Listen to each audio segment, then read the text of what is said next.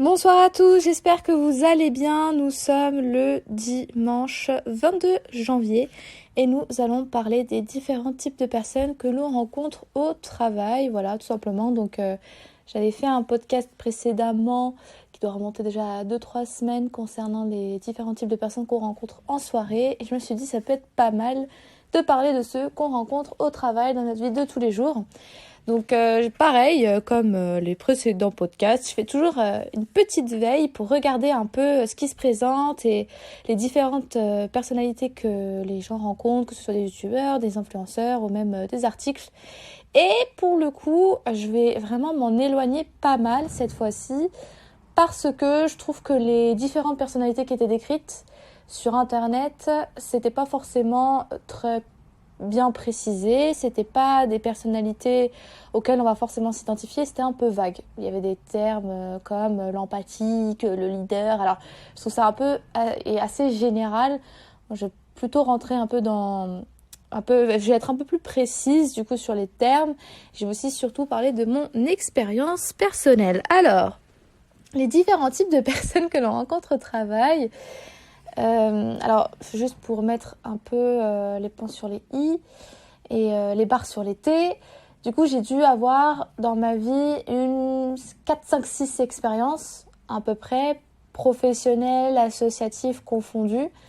Et à travers cette vision, je vais vous dire les différentes personnalités que je rencontre assez souvent dans mes différentes expériences. Donc déjà, le premier que je rencontre très souvent, ça va être du coup le ou la vicieuse. Donc le ou la vicieuse, c'est souvent la personnalité qui a tendance à faire ami-ami avec toi, souvent que je ne sens pas du tout, parce que j'ai un instinct qui ne me trompe jamais. Et très souvent, cette personne, elle fait bon ami avec vous pour vous enculer par derrière. Voilà, c'est clairement, on va mettre les termes, hein. On va pas être langue de bois, on va pas passer au-delà de ce qu'on pense réellement. Donc le ou la vicieuse, on la croise tout le temps au travail. Ça peut... elle est tout le temps là. Voilà, c'est quelqu'un, c'est la personnalité. Je voulais commencer par elle, ou par lui, parce que j'ai rencontré en femme et en version homme. Et vraiment, je le vois tout le temps, ce type de personnalité. Voilà, donc on aimerait s'en défaire, mais malheureusement, j'ai l'impression que pour créer une entreprise, t'as toujours besoin d'avoir le ou la vicieuse dans ton groupe ou dans ton cercle professionnel. Donc, au moins, ça c'est dit. Donc, souvent, ce sont des personnes avec qui, je trouve, personnellement, il faut garder de bons termes sans pour autant faire la faux cul. Voilà, par un minimum de respect pour vous-même.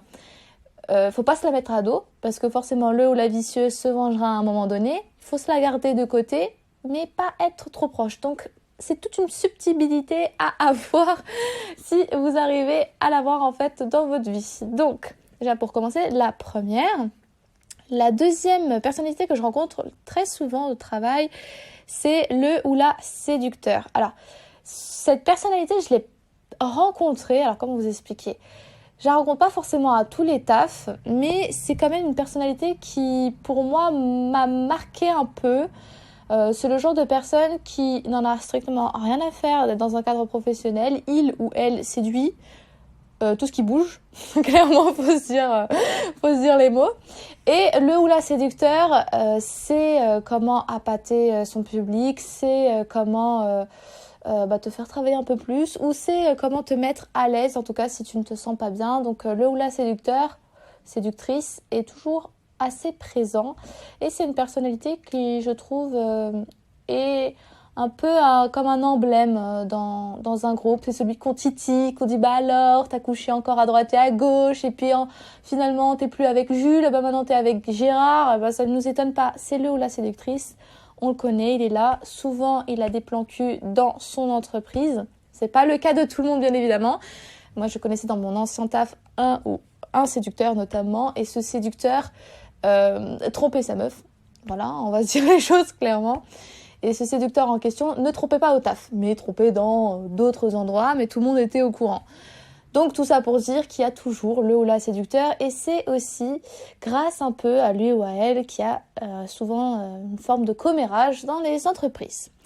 Donc continuons avec la troisième personnalité qui revient assez souvent, c'est le sociable, le ou la sociable. Du coup, c'est la personne qui s'entend avec tout le monde, qui va dans tous les open space, qui connaît tous les commères des uns et des autres, dont celui du séducteur ou de la séductrice. Parfois, tu peux être sociable et séducteur en même temps. Voilà, déjà, petite précision.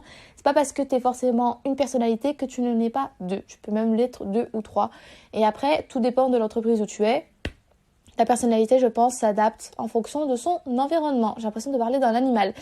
Animaux, on va y arriver. Donc, du coup, le sociable est aussi l'un des emblèmes les plus importants, je trouve, d'une entreprise, d'une association. Il ou elle est toujours là pour mettre la bonne humeur. Et aussi, c'est une personne incontournable parce qu'elle permet aussi d'avoir une certaine cohésion dans le groupe. Si, imaginons, il y a des conflits, c'est peut-être aussi cette personnalité qui va permettre d'apaiser les tensions. Donc, elle est toujours nécessaire à n'importe quel type d'endroit où elle se trouve. Ensuite, on va aborder du coup en quatrième personnalité, que je trouve rejoint aussi la cinquième. Donc, c'est le fou et le ou la rebelle. Donc je trouve que c'est deux personnalités que j'ai reliées en un, parce que le fou, la folle, ça va être la personne qui ne respecte pas les règles, qui en fait qu'à sa tête, qui se permet de répondre à son manager ou sa manager. Et le ou la rebelle, c'est vraiment la personne qui va mettre à bout, parce que je trouve que t'as fou et rebelle. T'as fou, tu ne respectes pas tes règles, mais tu travailles, et t'as vraiment le ou la rebelle qui a vraiment un problème avec l'autorité et que là du coup remet en question toute l'autorité et n'a vraiment aucun respect en fait des règles, aucun respect hiérarchique. Il y avait une personne notamment que j'ai connue, du coup elle ne respectait strictement rien du tout, c'est-à-dire que il n'y avait pas de règles, la personne venait et partait quand elle voulait, si elle voulait travailler elle travaillait, si elle voulait pas travailler, il n'y avait pas de souci. Donc vraiment c'est aussi une personnalité que l'on retrouve pas souvent, mais qu'on peut rencontrer une fois dans sa vie. Et à chaque fois, on se dit, mais putain, mais quand même, cette personne, elle a de la chance. À chaque fois, elle s'en sort. Et je pense qu'on a toujours un peu cette vision de cette personne. Et cette personne ne le perçoit pas comme ça. Cette personne se pose souvent un peu en position de victime, en mode, non, mais de toute façon, personne ne m'écoute. Et puis, j'ai tout donné. Alors, peut-être que la personne a raison. Peut-être que la personne réclame ses droits. Il n'y a pas de souci. Mais je pense que souvent, il faut avoir une certaine limite. Si tu ne veux plus travailler dans cette entreprise et que tu en as marre et que ça ne te plaît pas et que tu sais potentiellement que tu ne travailles plus pour eux parce que ça ne te plaît plus, eh bien pars. Voilà, tout simplement, ne reste pas pendant X temps. Parfois, j'en voyais certains qui restaient X années dans une entreprise qui ne leur plaisait pas et qui avait toujours le rôle de la ou le rebelle. Et t'es là en mode, mais gars, si tu veux partir et que t'en as marre, pars. Genre arrête de te faire du mal à toi-même parce que tu fais du mal aux autres et tu fais du mal aussi à toi-même. Et de là, on va aussi arriver du coup à la prochaine personnalité qui est un peu le indétrônable. Alors lui, je ne l'ai pas trouvé sur internet, mais je tiens à en parler parce que je le croise tout le temps. Donc l'indétrônable, c'est souvent la personne qui ne travaille pas beaucoup, qui fait le strict minimum, que tout le monde déteste, que tout le monde aimerait que la personne parte. Mais elle est là, elle est clairement là et elle ne va pas partir de là. Donc j'ai plein d'exemples en tête de personnes que je connais qui sont là, qui font le strict minimum. Et t'es là en mode, mais pourquoi tu ne t'en vas pas? En fait, la personne limite ne mérite pas son poste. C'est horrible de dire ça, mais on va dire clairement les choses. On va parler clairement, on va se dire les choses honnêtement. Et cette personne est là pour rien. Donc, elle est là, elle est protégée parce qu'elle a un haut poste. Elle est protégée parce que, bon, elle travaille, elle se donne pas à fond, mais elle travaille un minimum. Et puis, voilà, elle a un peu des chouchous dans l'entreprise. Très souvent, c'est un peu ça.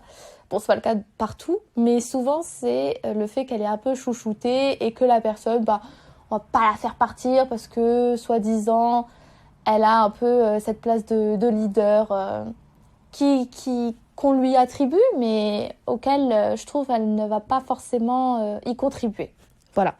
Ensuite, en prochaine personnalité qu'on trouve très souvent, c'est le travailleur, le perfectionniste et l'acharné du boulot, tout simplement. Donc le travailleur perfectionniste acharné du boulot, il y a tellement de termes à qualifier, des synonymes qui lui correspondent. Donc souvent, c'est une personnalité qui prend très peu de pauses, qui est aux aguets sur tous les petits détails, qui va toujours analyser, suranalyser et suranalyser. On lui donne une date butoir, et elle trouve qu'elle aurait pu encore améliorer ça. Donc ça, c'est vraiment le caractère type de la personne perfectionniste, travailleur acharné. Donc, qu'on le retrouve assez souvent. Je trouve que c'est quand même des personnes... Alors, comment expliquer ? C'est des personnes assez intenses, mais qui sont pour moi nécessaires dans l'entretien et la bonne entente et on va y arriver, hein, le bon fonctionnement dans une entreprise. On a forcément à un moment besoin d'un perfectionniste, d'une perfectionniste ou d'un travailleur, parce que malheureusement, dans une équipe ou dans un groupe ou dans un travail, le travail n'est pas forcément égalitaire, je trouve. Il y aura forcément des gens qui travaillent plus que d'autres. Et du coup, c'est vrai qu'avoir ce type de personnalité, c'est toujours nécessaire. Mais je pense qu'il faut vraiment faire attention.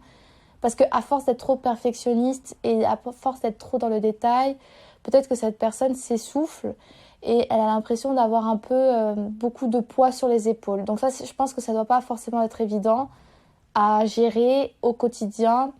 Donc, je trouve qu'il faut trouver une forme d'équilibre pour ce type de personnalité. Ensuite, si on continue, on a le ou la silencieuse. Donc, le ou la silencieuse, c'est souvent le type de personnalité qui est assez discret, que l'on n'entend pas trop parler, que souvent est un peu dans son coin. Et justement, quand il y a des événements en entreprise, elle n'est pas souvent là. Voilà, c'est vraiment une personne qui se tient distante. Souvent, moi, ce genre de personnalité dans mes anciennes expériences professionnelles, je ne savais même pas vous dire si la personne elle était mariée, elle n'était pas mariée, si elle avait des gosses, elle n'avait pas des enfants, tellement la personne est silencieuse.